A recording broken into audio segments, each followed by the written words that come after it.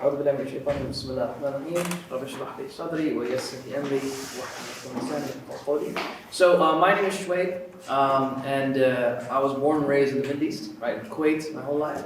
Parents Pakistani, but I was pretty much taught in a British school for most of my years, right. I know the accent defies that, but there you go.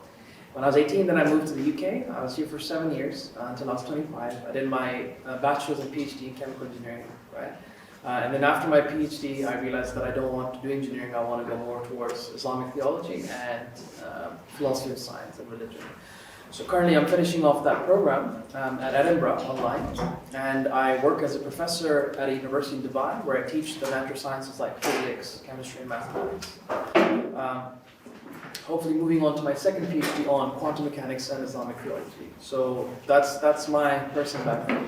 In terms of my research, I mainly focus on three broad areas: Islamic theology, New Atheism and Islam, and science and Islam. So those are the three broad territories. And of course, they have a lot of interesting overlap between the three, because atheism rely a lot on science to sort of make their case. So I was approached by Ibrahim College to try and give maybe a one-day course where people could have just, without, we don't have to be like, how do you prove these guys wrong? Let's just try and have a hands-off discussion about what is exactly this movement known as New Atheism. Let's try and understand where they're coming from, who they are.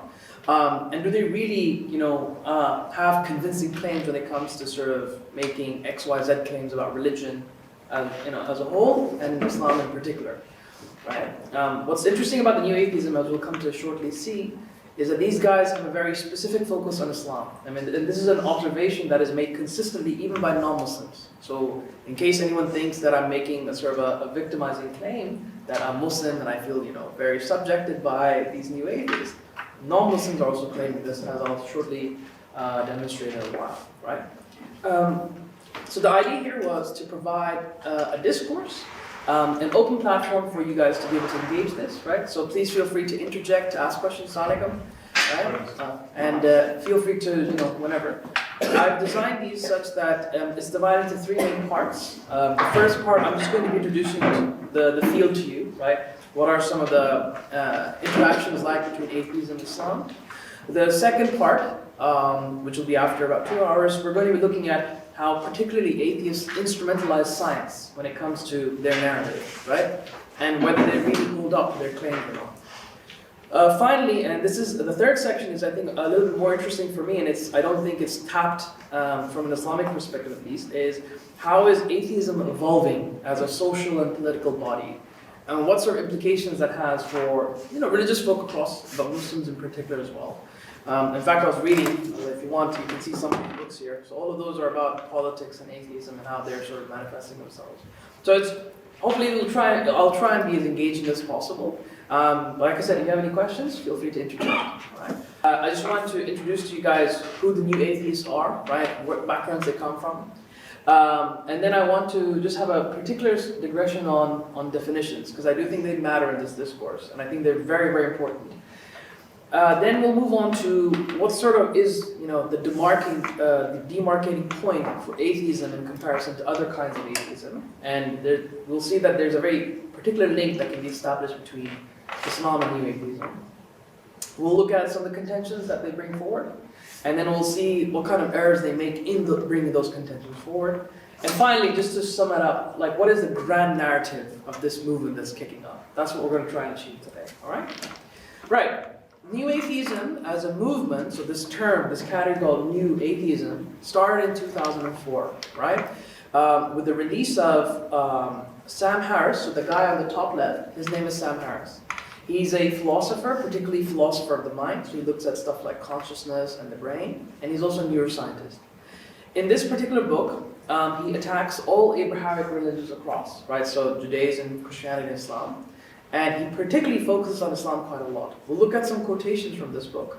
But his central thesis in this particular book is that Islam is a very barbaric religion. It is a very senseless and stupid religion. I'm sorry I'm being explicit, but I'm just using the very language that they're using. So please don't be offended, right?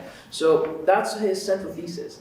And he actually goes on to making very strong claims in saying that we are at war with Islam. And eventually, somebody must win that war. It's either us or them. So he has a very strong clashing narrative, right? It's the West versus Islam. In 2006, the guy on the top right corner, his name is Daniel Dennett. He published a book called Breaking the Spell, right? He's also a philosopher of the mind. And he came up with this book to illustrate that if evolution, you know the theory of evolution, right? So if theory of evolution is true, we can actually use evolution to undermine religion as a whole. How? Well, if we can sort of pinpoint how religions come about from an evolutionary perspective, that gives us some evidence that religion is false. For example, if we can prove through our historical and archaeological findings that religion came about because people wanted to gain political control over people, or people thought that'd be better to live as communities for survival purposes, then whatever ideology they hold on to as a religious group is pretty much undermined. That's the narrative that he's trying to push forward in this book, right? By far, I think the face of new atheism is the guy on the bottom left, right? I think he's the most famous one, at least in UK. This is Richard Dawkins. He's a British biologist at Oxford University. He wrote the book called The God Delusion. In this book, he reviews through various evidences for God's existence, and he literally shoots them down one by one. He also has a very interesting take. He makes fun of the niqab in this book. He calls Muslim delusion in this book. He also mentions about various problems in the Quran, right? About jihad and stuff like that. So that's his particular take. By far, he is the face of new atheism. He's by far the most famous guy, right? Right after him, right after Richard Dawkins, we have this individual called Christopher Hitchens, which is on the bottom right corner. What separates him from the others is that he doesn't have a scientific background. Everybody else has a scientific, inkling. Christopher Hitchens was a political commentator and a journalist, right? And he wrote the book called God is Not Great. Now, in the Adhan, what's the first statement that you hear in Adhan? Allahu Akbar, right? Which translates as approximately, God is the greatest, or God is greater than, right? This is a wordplay of that first statement, in that God is not great. So he intentionally wanted to have a very provoking title. And in this book, he is equally as aggressive towards Islam as Sam Harris. He calls Islam a very irrational religion. They do a lot of stupidities. For example, he points to episodes like in Saudi Arabia. Do you guys remember the Pokemon culture? 10 years ago, you had these cards and everything. I remember I used to play them as well. So apparently, I think there was an incident in Saudi Arabia where one of the muftis saw the Pokemon cards amongst his kids. And you remember Pikachu, the little cute little yellow guy, yeah? So he saw Pikachu, and he thought this was a pig, right? And then he sort of linked it to evolution and said, we have to ban this from our country. So Saudi Arabia banned Pokemon for a while. And he sort of takes on this and said, look how stupid Muslims are. Just a cartoon offends them, right? That's the sort of claim that he makes. Again, I'm not saying this, he is saying this. I just want to make sure that's crystal clear. Right? So, collectively, these guys sort of launched this movement known as the New Atheism. Particularly these four, in this broad group known as atheism, these guys are called the Four Horsemen. Okay? They have that particular name attached to them. Okay? Now, Christopher Hitchens passed away in 2011, so it's no longer four, right? But somebody else replaced him later on, which we'll come to in a second. It's a Muslim lady, an ex-Muslim lady who I think is very popular. We'll get to her in a second. Right, so now even though those guys started off New Atheism, it doesn't mean that they ended New Atheism. In addition to, once they started propagating their message, many people came on board as well. I think Lawrence Krauss must be quite familiar. Lawrence Krauss is a theoretical physicist. He wrote a book called A Universe from Nothing, right? So he tries to argue in that book that if we have laws of quantum mechanics, we can use it to explain how the universe came into existence, and therefore we don't really need a God to explain that, okay? There are problems with that narrative, but we don't need to I'm just introducing who and what everyone is. The next guy, Michael Shermer, he is the editor of one of the biggest atheist magazines in the world called Skeptic Magazine. His narrative is more to do with the mind, so most of his books focus on this idea that human beings believe in all sorts of wishful and fantasy things like dragons, and demons, and tooth fairies, etc. God is just another one of those things on that list So we don't really need to pay attention to God too seriously. The next guy is Victor Stenger.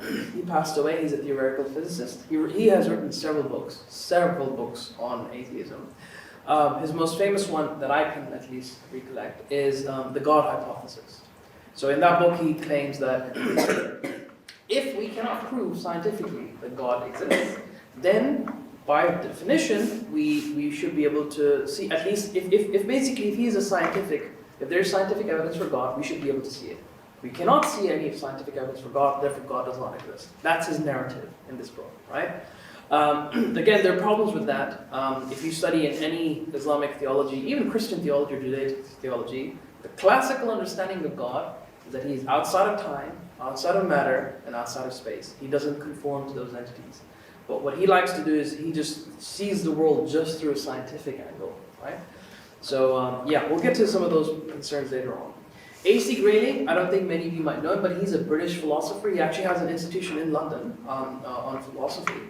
And he invites a lot of collective atheists to sort of teach about his narrative.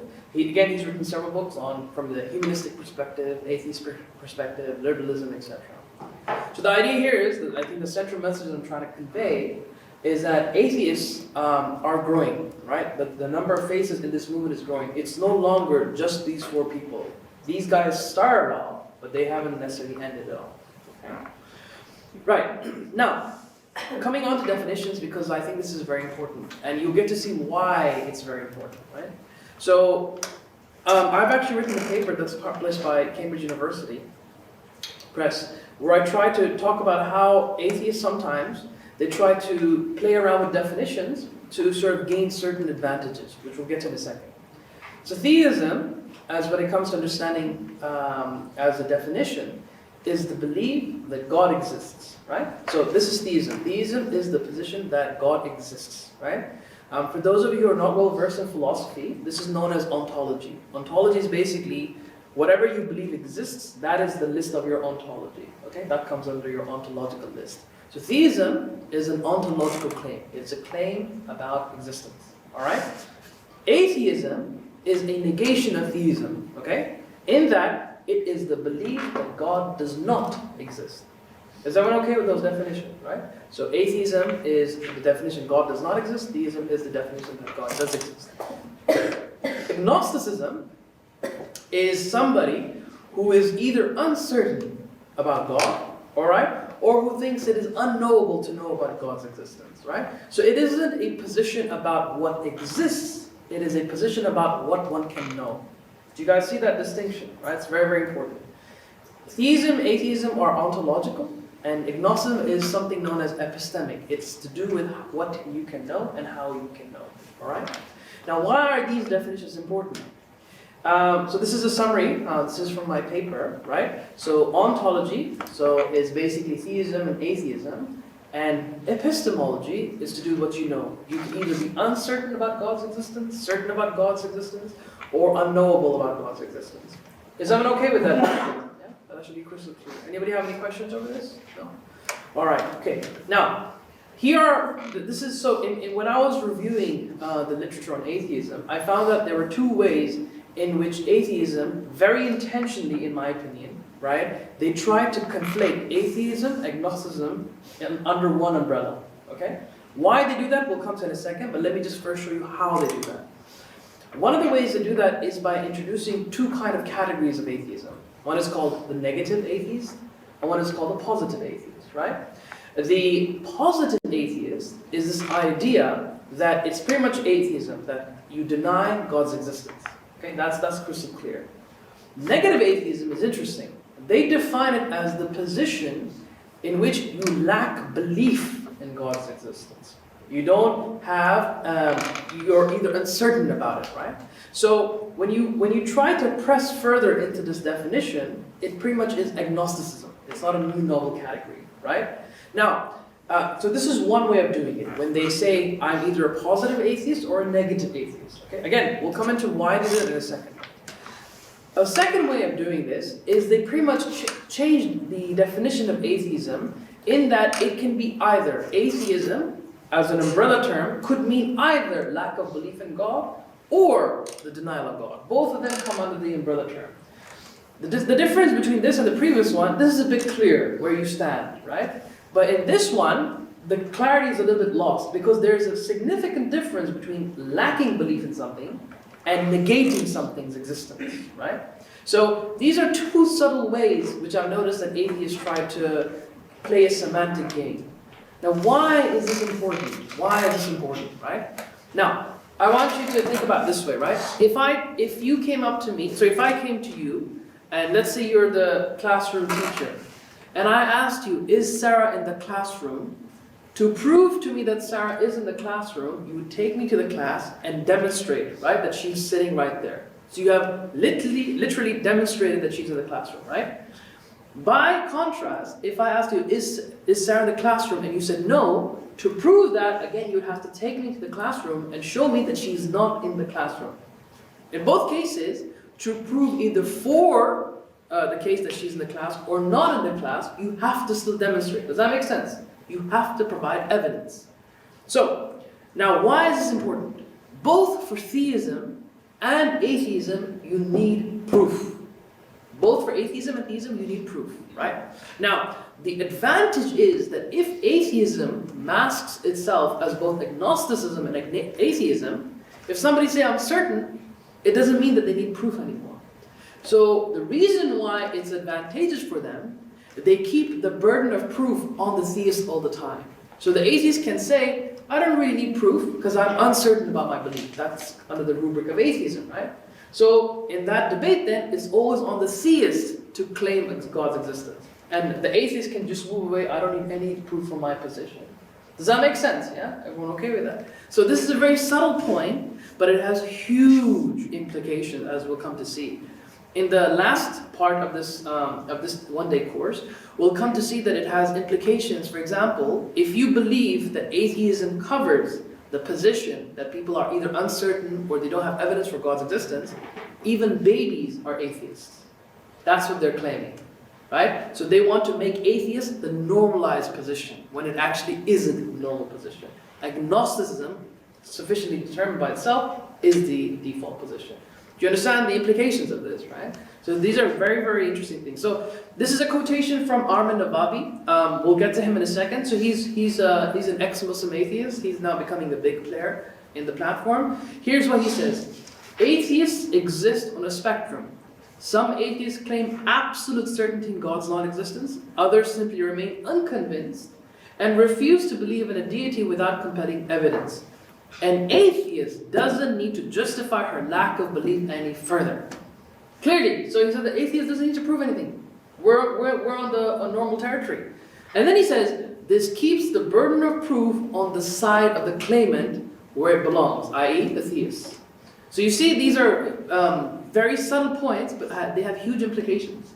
So, do you mind explaining why that's the case? Sorry, Do you want to explain that again? Like, why is it that atheists have to then prove?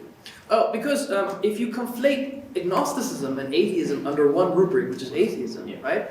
You can easily claim, I don't need proof for my position because I'm uncertain. Do you understand? If you put agnosticism under that umbrella, agnosticism doesn't need proof. It's a state about what you're certain of or uncertain of, right? So look at this diagram, for instance, right? So you have three kinds of claims: positive, neutral, and negative.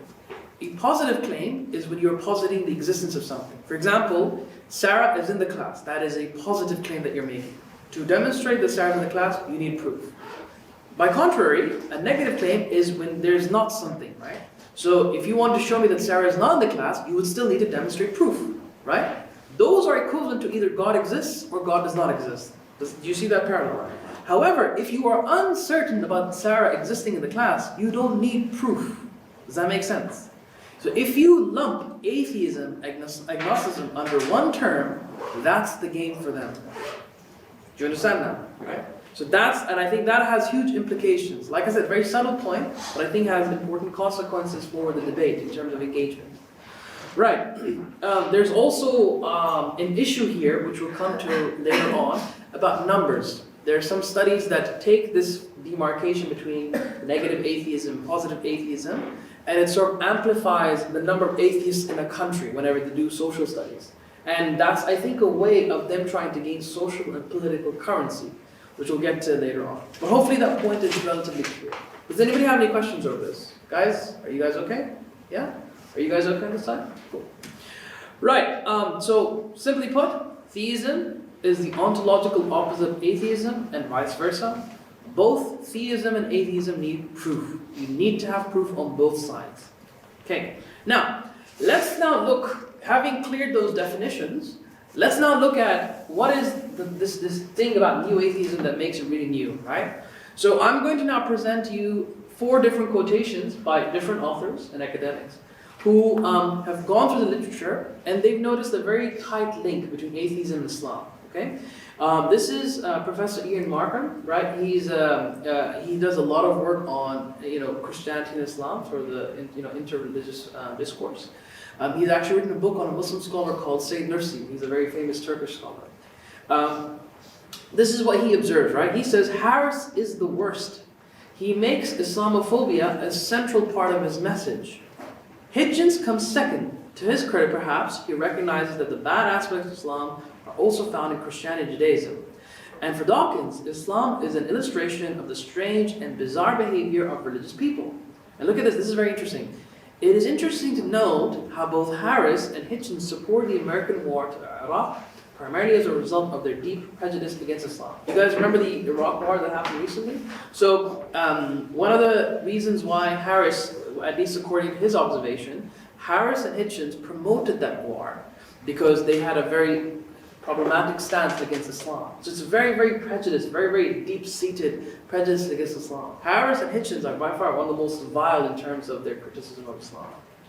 This is Tina Beatty. She's a feminist, right? And she wrote a very short book called The New Atheists. I'm not going to go through the whole quote, but basically just to give you context and what she's saying. So you guys heard of this narrative of science being against religion, like science versus religion, as if they're two competing sides, right? So this, we'll go more into this in the second part of today's one-day course. But just to keep it short, this sort of conflict thesis, it's what is known as, it originated in the Victorian period, like 100 years ago approximately. When Darwin came to the picture, his theory of evolution, right?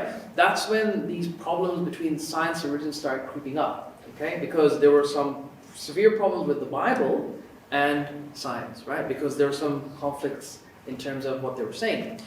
And during that bubbling of conflict, what ended up happening is that you had the theologians, the Christian thinkers on the one side, and scientists on the other, right? This is a very crude simplification. History is never that simple, but this is just to give you an idea, right? So what happened was, in that Victorian era, it was the Christian philosopher, the Christian theologian, who was depicted as this other idiotic person in that time. Come now, in the 21st century, that stupid person of the other side is now Islam. That's the context. Let's now read the yellow text. Today it is Islam which constitutes that religious other, and it is still represented as a barbaric force to be conquered and civilized by the imperial progress of reason and progress. Right?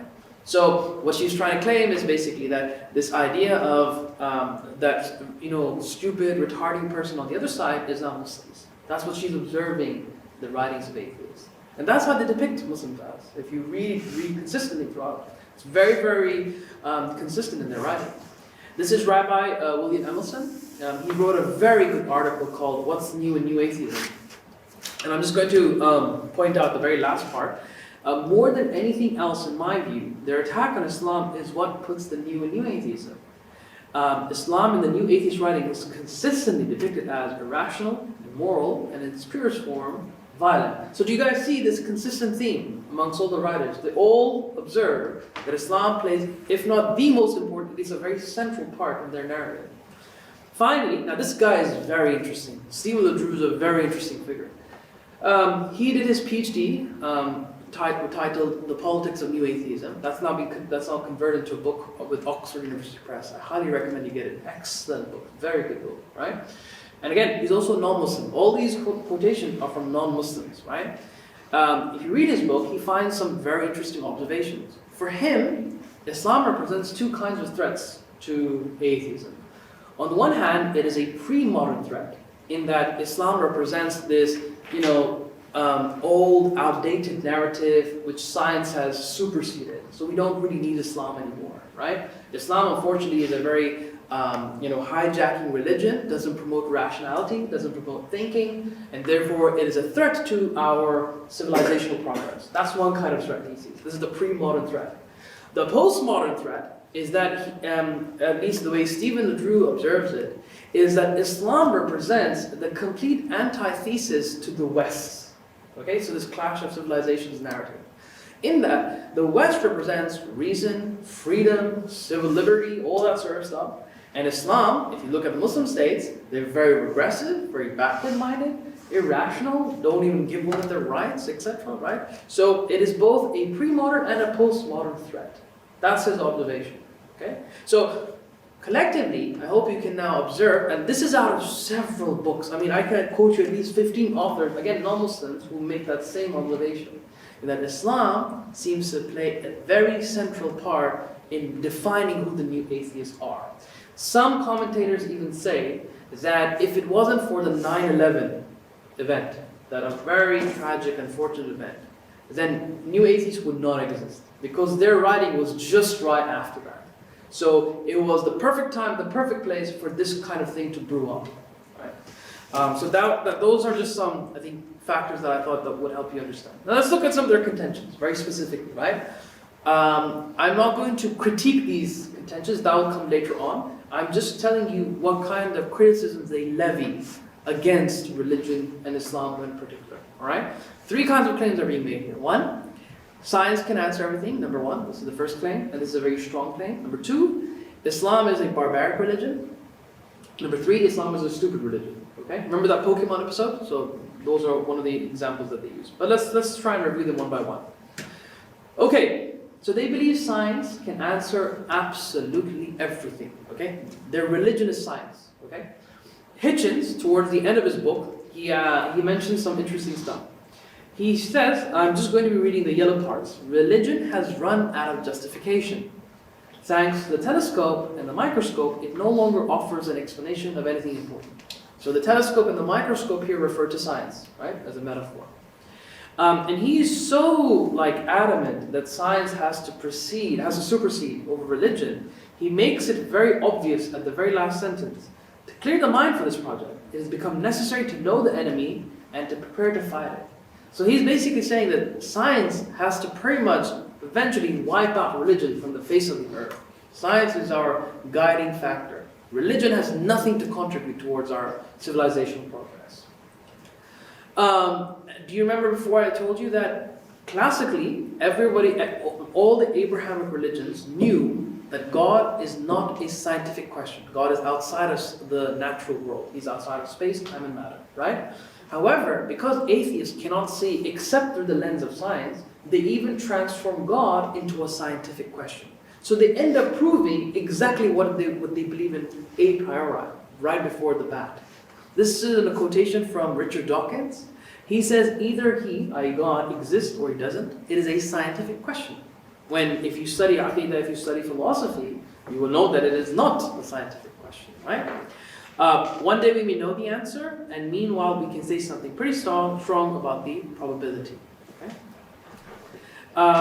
C, another way of where they try to sort of pit science and religion is by saying that how science undermines religion as a whole. So do you guys remember that narrative of Daniel Dennett, how evolution undermines religion? So just to recap, that narrative says that if evolution is true, and if we can provide evolutionary explanations for the origin of religion, then pretty much we can say that religions are false. So he pretty much tries to make a case that religion is a byproduct of evolution. People use it to sort of have cohesive groups for survival purposes, for political control, etc., etc. So when you can prove that, whatever the religion says is meaningless. That's the point that he's making. And he makes a particular observation about Islam.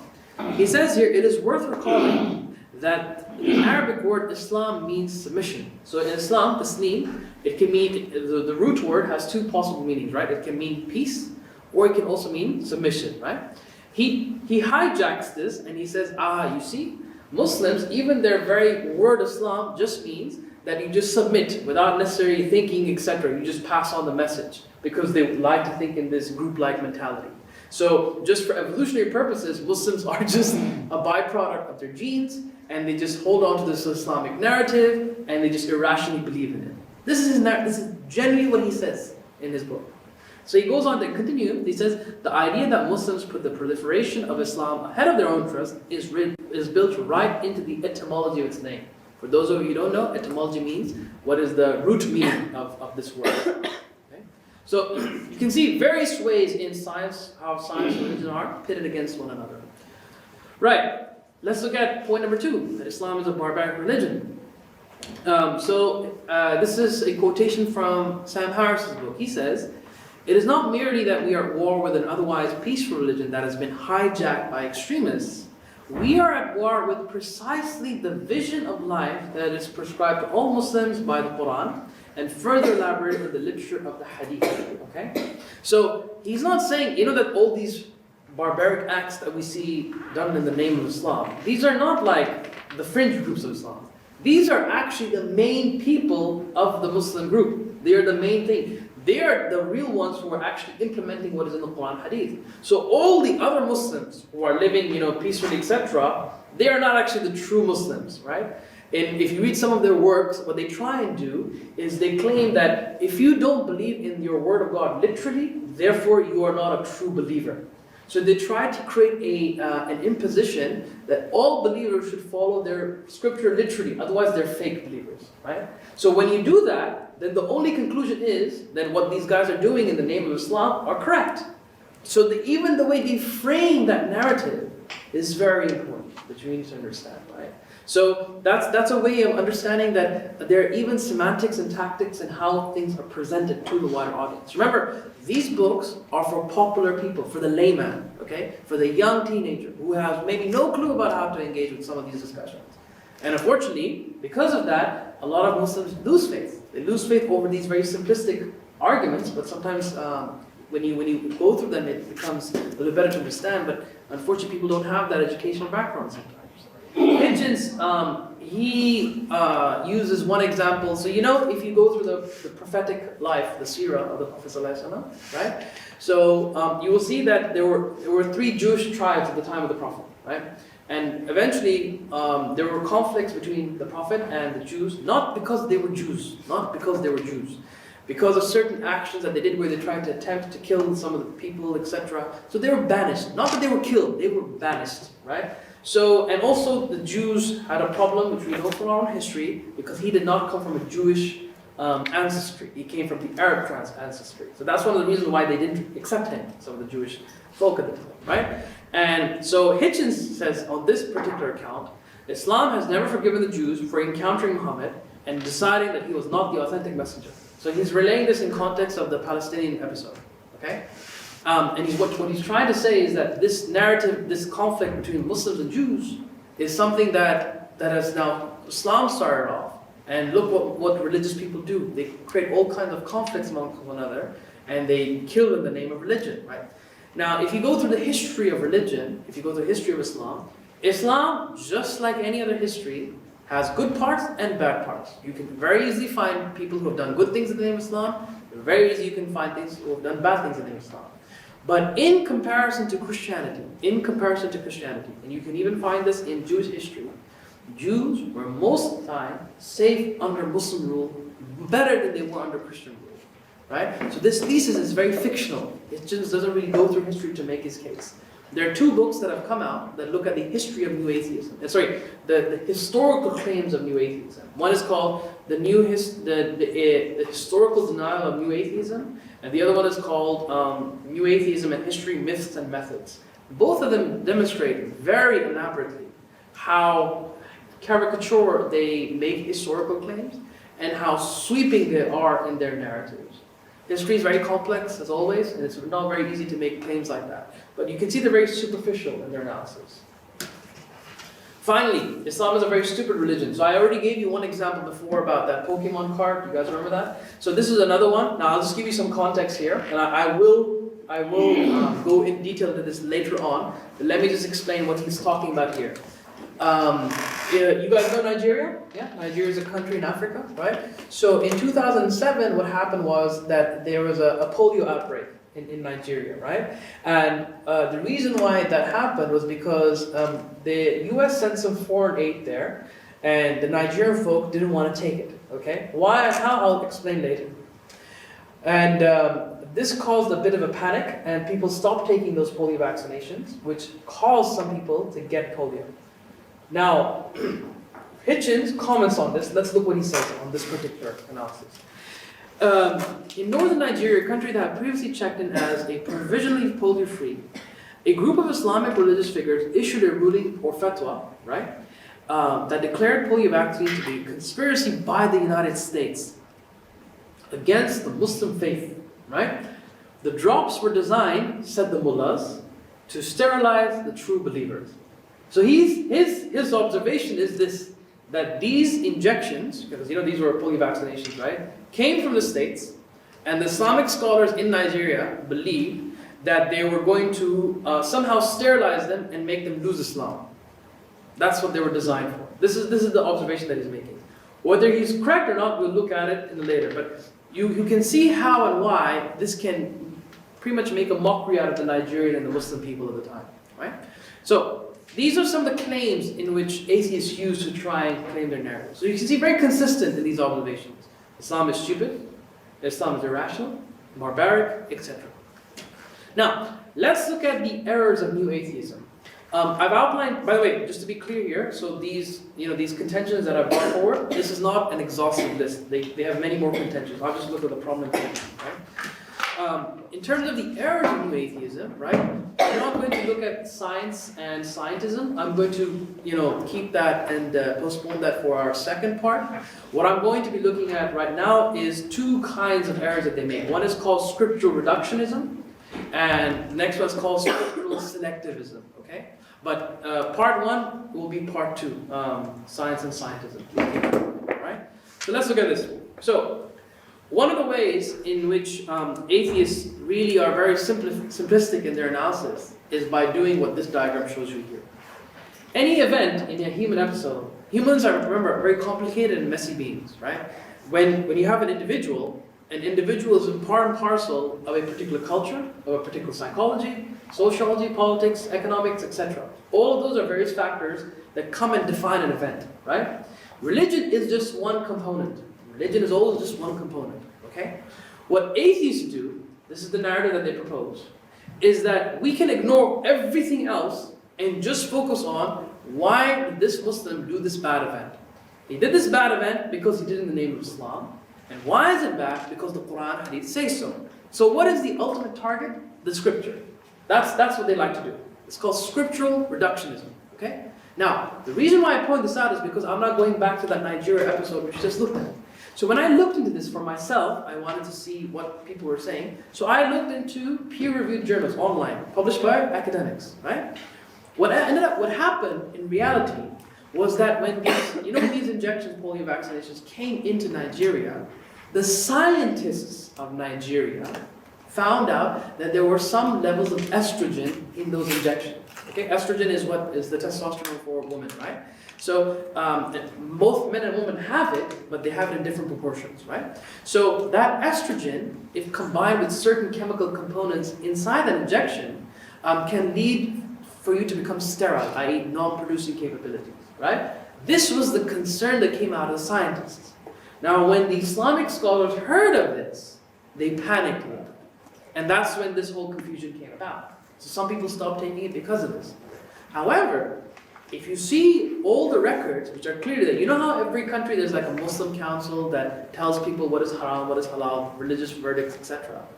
The African Council and the Saudi Arabian Council have clear fatwas at the time, you must take the polio vaccination.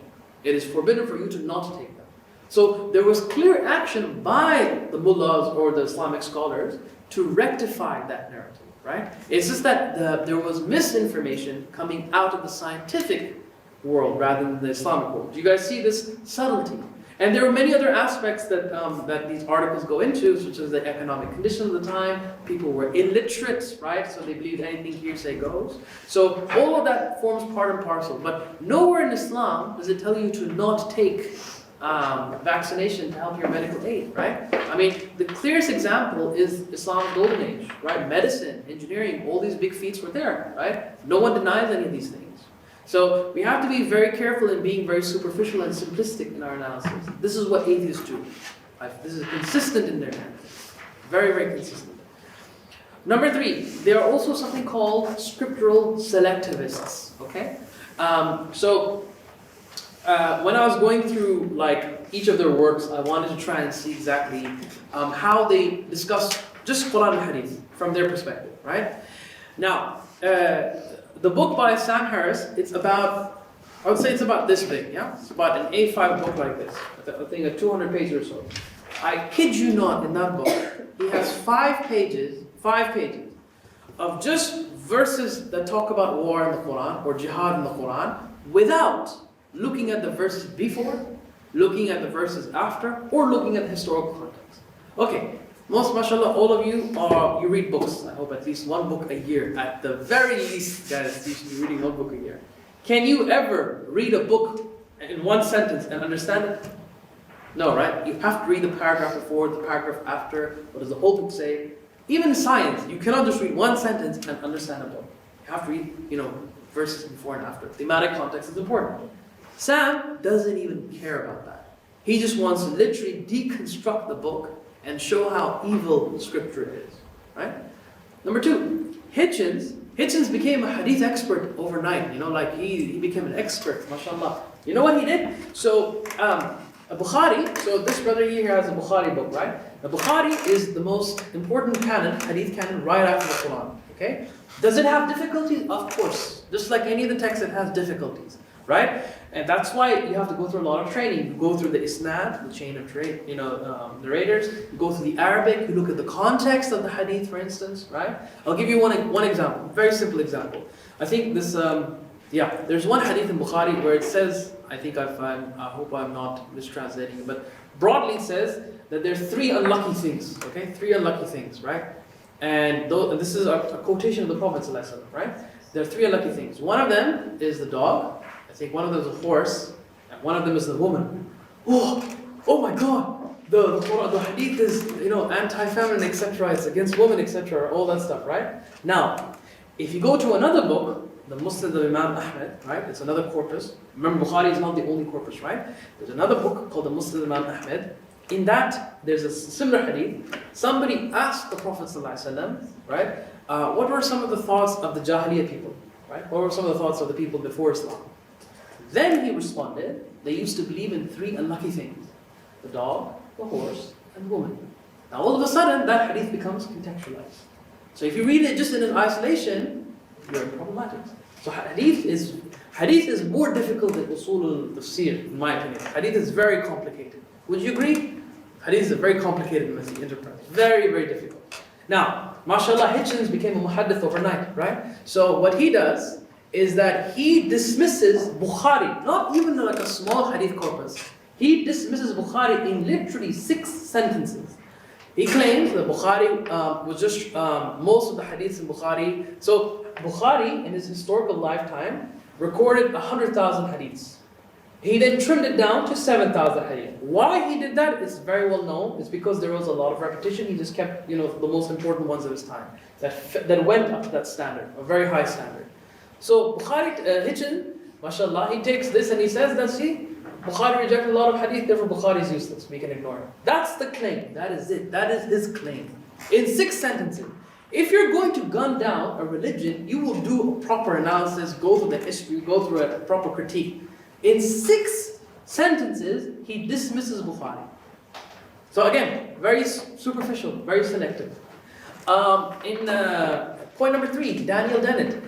Even though Daniel Dennett is like very calm and cool-headed out of all the atheists that of the movement, he mentions very casually towards the end of his book that the Quran undeniably says that we should kill infidels whenever we see them. Very, very clearly. Very casually, right? And finally in 4, Dawkins, who, remember I told you is the face of atheism, he goes into something called, for those of you who don't know Islamic studies, but basically there's a concept called nasakh and mansukh in Quranic interpretation, right? Nasakh and mansukh is basically this idea that some verses abrogated or superseded previous verses, okay? And there was some ikhtilaf, some difference of opinions among scholars about how many verses, when those verses, abrogated one over the other. But basically, Dawkins stretches this to its limit. He says that all the verses that are peaceful in the Quran have been completely overridden by all the violent verses in the Quran. So therefore, Muslims are violent by nature. That's his interpretation. I mean, mashallah, what a next level scholar he is, right?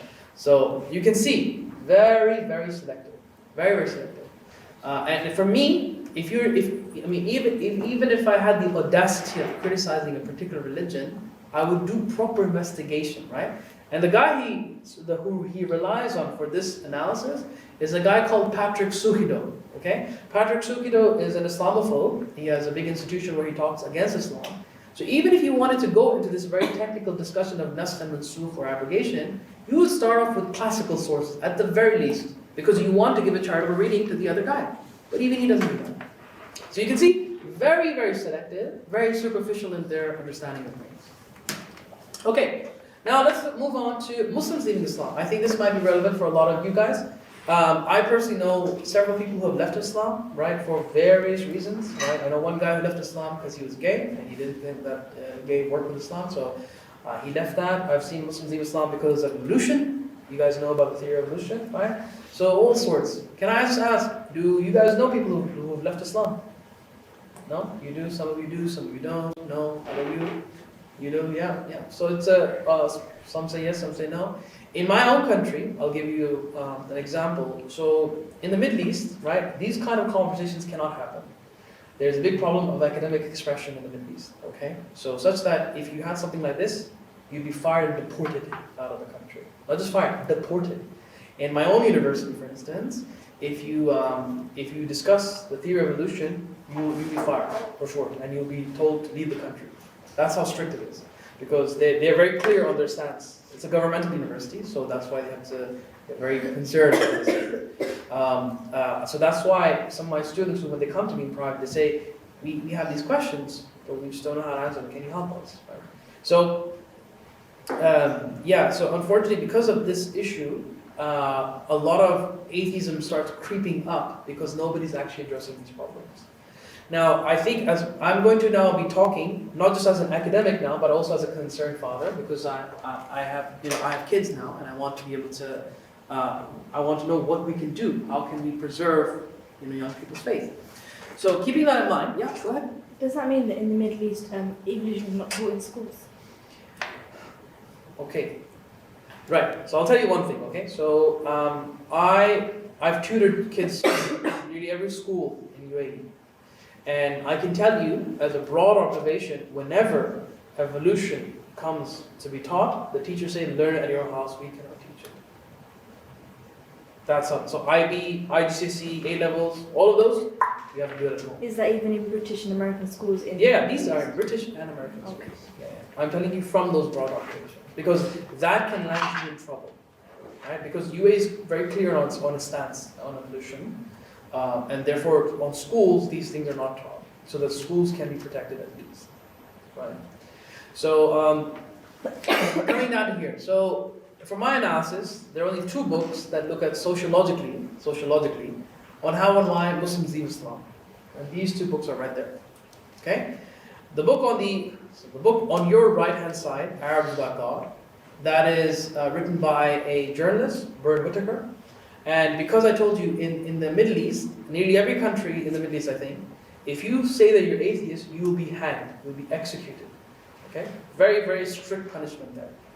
In the UK, you don't have those issues, but in the Middle East, you do have it. Even in Pakistan, I was just there for a tour recently, where we talked about some of these things. If you openly call yourself an atheist, you will be hanged. Right? It's part of the constitution, apparently.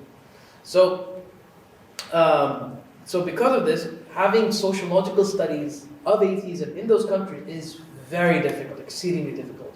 So what this guy did as a journalist, he went undercover, right? And he sort of sort of sought out these, these Facebook groups where you have like atheism and etc., right? So he was able to identify the key people, and he went and visited them in UAE, in Kuwait, Qatar, etc., right? And he spoke to them, and he analyzed their answers and came up with that book. The book on the left, The Apostates, that does the same thing, but in a Western context. So this is including UK, Australia, and Canada, and America, right? Collectively, they're very interesting books, really, really interesting books, right? And I say this both as an academic and as a concerned father. Both of them identify some interesting reasons why people leave Islam. So the first thing, which I think has to be crystal clear, there is no one reason why people leave Islam. There are multiple reasons, which I've listed there, which we'll go through in a second. So that's one observation. However, because of the socio-political differences, the dynamics are so different between the two worlds, that there are also certain variations. For example, because in UAE or in Middle East, there's a problem with academic expression, academic openness. Some of the atheists, because atheism is not even acknowledged as a viable position in the country, the battle that atheists in those countries face is that atheism is linked with freedom of expression or freedom of belief. In the UK, however, you don't have that contention, right? So you don't have that issue. So those things are not so interlinked. So these are some of the differences that can exist between the two areas, right? On the whole, you have very similar reasons for why people leave Islam. Let's go through them. We'll go through the cognitive elements first. So one of the claims that you see respondents have is that there are no proofs for God's existence. We don't have any proof, right? Of course, I think people who take up philosophy of religion or Islamic theology, or any theology, of course, you can see there are ample proofs for God's existence. It's just that some of them require a bit abstract thinking sometimes, and some of them are a little bit difficult to digest. Just like advanced calculus. You can't understand advanced calculus, you don't know your basic arithmetic, right? So it doesn't mean that there are no proofs for God's existence. It's that maybe some of these individuals just didn't understand how to get to that, right? Or they thought that science or debunked religion, etc. Number two, and this is the most, this was a common one as well, scripture. When individuals started reading scripture for themselves, not through a teacher, they found all sorts of misguided interpretations or miscaricatured interpretations. And for that, they sort of felt displacement with the religion, and they eventually started leaving Islam, right? So, I mean, one lady, I think it was a girl, she mentioned, I think, the idea of how women are treated in Islam, something along those lines. So you see those motifs coming out. So just a point on that, in that no matter what subject you study, if you eventually want to get to an advanced level, you must always study with a teacher. You may disagree with the teacher, but you always study with a teacher. Unfortunately, what ends up happening today, because of this hyper-liberalism that's sort of spanning out of our cultures, is that that people think that they can take up everything by themselves, right?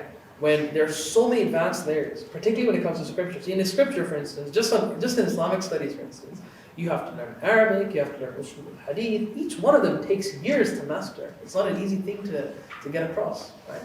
But because some people think that they want to just study for themselves, they don't want to listen to anyone. They sort of take it on themselves and they fall into error. I mean, this is a very consistent group that I've seen, particularly with young kids, So that's one aspect. When it comes to non-cognitive elements, so this is, I think, very interesting. There were socio-cultural elements that sort of triggered people to leave Islam. I'll give you an example. It was either a guy or a girl. I think it was a girl. She mentioned that her father was a very respected man in the community. I think so. A very respected man in the community, and he was a Muslim, etc. But when he would come home, he would abuse his daughter, right? So in her mind, Islam and abuse was linked psychologically. Now, on the day of judgment, I'm sure that Allah will take that into account. But this goes to show that people have all sorts of triggers that are not necessarily rational, right?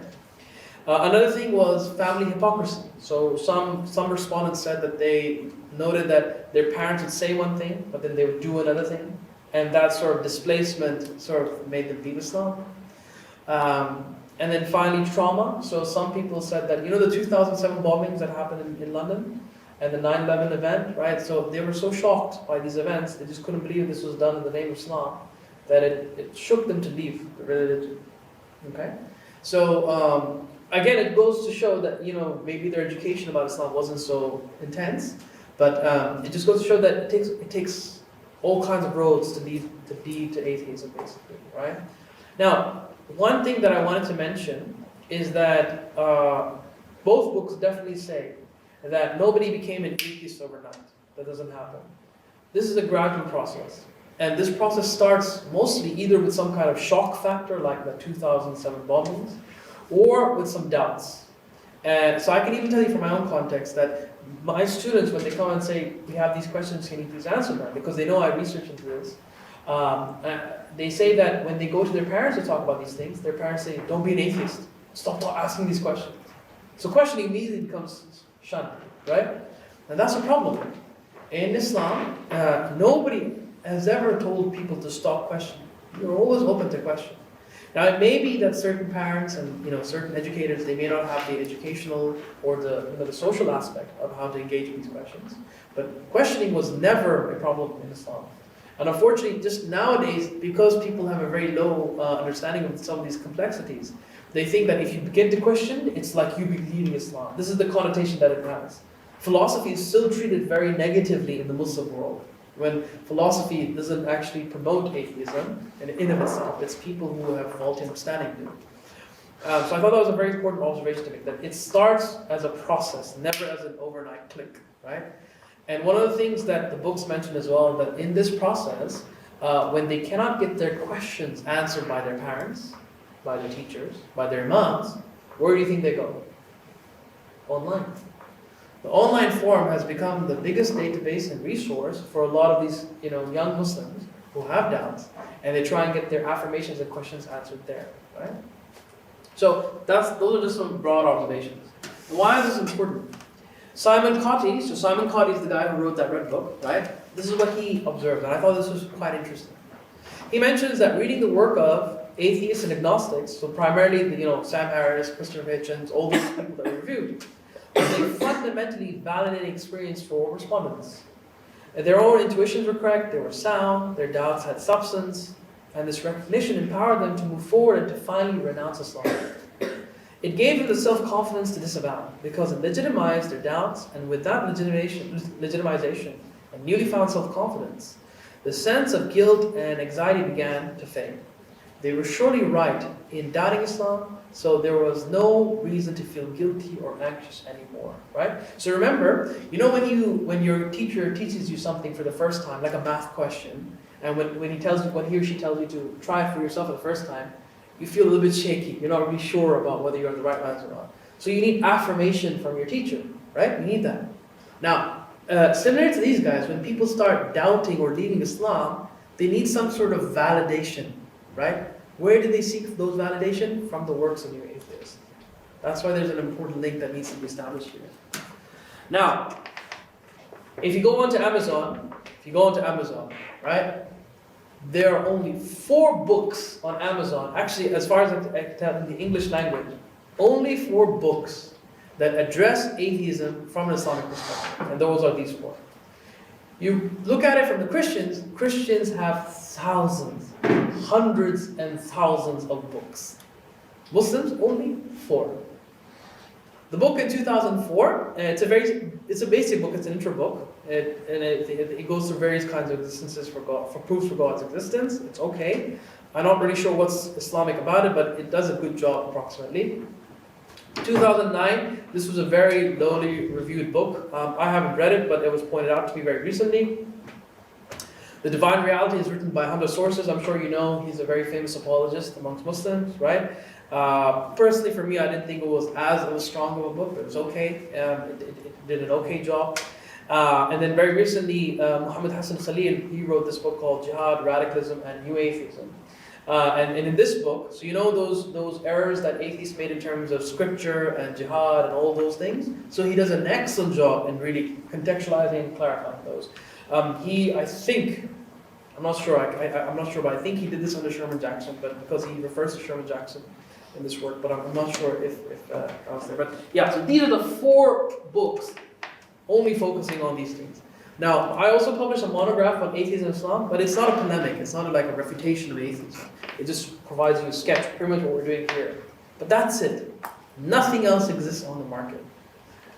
Now, in terms of ex-Muslim atheism, this is a new phenomenon that's coming up and it's gaining quite traction. So we have atheism, new atheism, and then we have ex-Muslim atheism. So these are people who were Muslims, but now left Islam, and now are convincing others to try and leave Islam. In 2014, Armin Navabi, he's an Iranian-born American. He wrote a book called Why There Is No Proof for God's Existence, like very short, simplistic 20 arguments. The book itself is very flimsy. I found it to be very silly as a book, like just a couple of pages. But the reason why it's famous is because Armin Navabi is the founder of one of the largest organizations of atheism in the world called Atheist Alliance, which has more than 2 million followers. And because of this, his book is now one of the top sellers on Amazon, right behind Richard Dawkins. Right? Very simple book, very stupid book in my opinion, but there you go. 2015, Ayn Hirsi Ali. I think you guys, most of you might know her. She's very famous. Very, very famous now. So remember I told you that Christopher Hitchens passed away? Yeah? And they replaced it with somebody else? She is the 4th horseman. She's that powerful now. Very well known and acknowledged by atheists across the world. She's written several books. In her first few books, she was quite aggressive against Islam. In her more recent book, Heretic, she doesn't say that we need to eliminate Islam. Let's try and reform Islam. Right? So try and change it such that it becomes much more manageable. Right? This includes things like assuming that the Prophet did make errors, that the Quran has problems in it which we need to get rid of. So some very fundamental issues that she's trying to change in that book. She's the leading voice, I would say, of ex-Muslim atheism right now. In 2016, Ali Rizvi is a Pakistani-born Canadian. He's, I think, a pathologist, something to do with biology. And he wrote this book. He's very tight with Richard Dawkins. In fact, I think Richard Dawkins, and him go on several meetings and conferences. And you see the same narrative, science versus religion, problem with the book, problem with the Islamic mentality. He goes on to that. Him and Armin Navabi, the author of the book on the right, they have a podcast series called Secular Jihadis, where they try to explain how and why Muslims and Islam are very violent and irrational beings. 2017, a book that came out by Adam Wadi. We don't know who this guy is. We don't know who this individual is. It's just a pen name. And in this book, he writes 50 chapters, and each chapter is a very short explanation of why he left Islam from a scientific angle, historical angle, etc., etc., etc. Right? And this is a growing movement. Every year, there are books coming out by ex-Muslim atheists, and I think this has not deserved attention at the moment. We've looked a lot on new atheism, and I think that has been very well critiqued and very well analyzed. But these books haven't been. Hirsi has come under a lot of criticism in some of the works written by academics, but the others still, I don't think, have come on the radar as of yet. So my only purpose in showing you this is that this is now a flourishing movement. This is a growing movement. Right. Now, before we end this section on ex-Muslim atheism, I just thought I should share some interesting observations with you. Right? Navabi, at the very end of his book, he says that he tried to commit suicide. Why? He went to his teacher. This was in Iran when he was still there. He was a young boy, right? He asked his teacher, "How do I get to heaven?" And he said that if you are masoom meaning innocent, right? And he said that how are you masoom? He said that the teacher said that, well, in your case, if you die before 14, you're masoom. So basically what he's meaning, the age of accountability, right? The age of accountability. After that, the pen becomes, holding on to you. Before that, no accountability is there. So Navabi took that, hang on, I'm less than 14, let me commit suicide so I can go to heaven. So he attempted based on faulty information, on bad information, or incomplete information. So it just makes you think a little bit that if that incident hadn't happened, would he be on this list? Look at Hirsi's narrative. So she makes 2 interesting points. She says that when she was asking questions, her family told her not to. So she's Somalian. She comes from an African culture, right? And she also went through FGM, female genital mutilation. Sorry for being explicit, but that's what she went through, right? She went through that as part of an Islamic learning. Again, it makes you think a little bit that if those hadn't been there, would she be on this list? What I'm trying to say is that sometimes the problems that induce these come from our very selves, as communities and individuals. So I think we need to really we need to not be afraid in critiquing our own community and how we are sometimes part and parcel of the problem. That is, I think, that we need to have a very frank conversation about. Right. Finally, let's conclude with the goals of new atheism. So again, this is coming back to Stephen the Drew. He mentions about what he sort of identifies the narrative that atheism is going for. He says, Modernity for new atheists is coterminous with secularization, which in their view is essentially the progressive universalization of scientism. What scientism is, just to put it in a nutshell, we'll get to this in the next part, it is the idea that science can solve everything. That is a worldview, okay? That is the authority of science within political institutions, but more importantly, the adoption of a scientific worldview by individuals to such an extent that it becomes culturally dominant. Okay? That's a revolution. How do atheists try to do this? This is what he points out. To discredit claims by religious texts. Remember we looked at scriptural selectivism and scriptural reductionism? Clearly this is what they're doing. They want to eliminate religious texts altogether. Then institutions and leaders. Point number 2, to persuade others to adopt a worldview defined by scientism. And number 3, to build a sense of community and a positive collective identity for atheists in order to encourage others to come out. Let me unpack that statement a little bit, right? So, if you read sociology of atheism, one of the things that you see that atheists are at a slight disadvantage in comparison to theists. How? Theists, when they exist always in communities. They always exist in blocks with large groups of people. Atheists don't necessarily exist in groups. They exist as scattered individuals across. As a result, they don't have like a collective force. Does that make sense? They don't have a collective force as such as religion, which can instrumentalize a lot of narratives. So that is why they use, you remember that come out LGBT movement that recently came out? So they utilize the same language to encourage other people from religion to come out, become atheists. And that is how they're trying to sort of, one way out of several, to try and create this community. And their online community particularly is very strong because of these scattered individual causes. So that's the summary for today's first part, right? So to conclude, theism and atheism are ontological opposites of one another. Theism and atheism require proof. Both of them require proof. Agnosticism is an epistemic position in that it is to do with how you know or what you know. There's a strong link which we can sort of establish between new atheism and Islam. Atheists criticize Islam from many angles, scripture and science, etc. They are definitely scriptural selectivists and reductionists. Muslims leave Islam for various reasons, and I think it's very, very, we have to be very careful in reducing it to one cause. We have to be very careful in not being simplistic like that. There's a growing ex-Muslim community which we need to worry about and really try and tackle. And finally, I think the Muslim response is comparatively weak and marginal. And I know that we have a great YouTube presence with apologetics, but YouTube is not enough. Number 1. Number 2, even the YouTube culture is not substantial, right? YouTube culture gives these momentary fixes without any real critical thought. If you look at individuals who discuss and talk about God, they spend their lives on it. You think you can solve problems just by a fixed YouTube culture? It doesn't really work, right? The problem is we have a lot of information, but not enough wisdom today. And that, I think, is part and parcel of the problem.